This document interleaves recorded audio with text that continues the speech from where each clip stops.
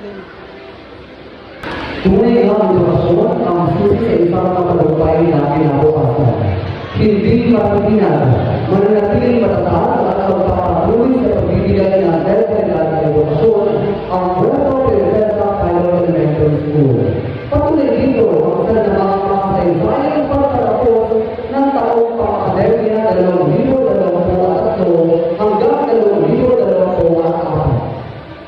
May ituloy man ang araw na ito ay pagtatapos ng isang makulay na ito sa buhay ng ating mga mag-aaral.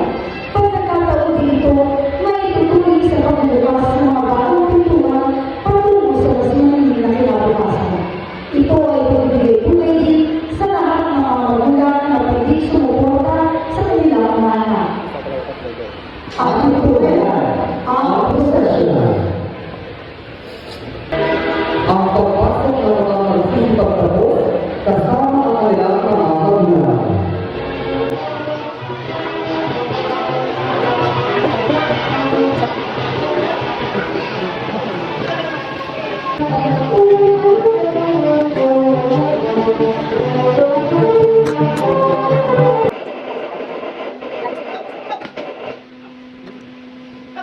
Manatili tayo na tayo at pagpilipuan sa ating minamahal na tayo. Tawid magkaisa sa pagkawit ng pangalansang awit ng Pilipinas na isasagawa ang Pilipinas dahil di makabuhay.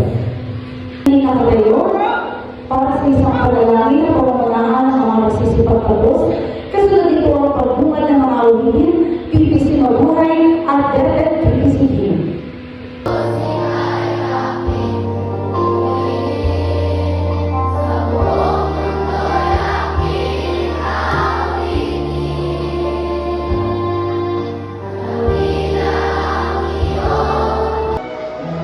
Shakira J. Sulman, May Karangalan, Royalty Award.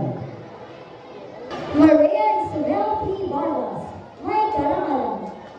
Ashley Sabara and Trillegas, May Karangalan.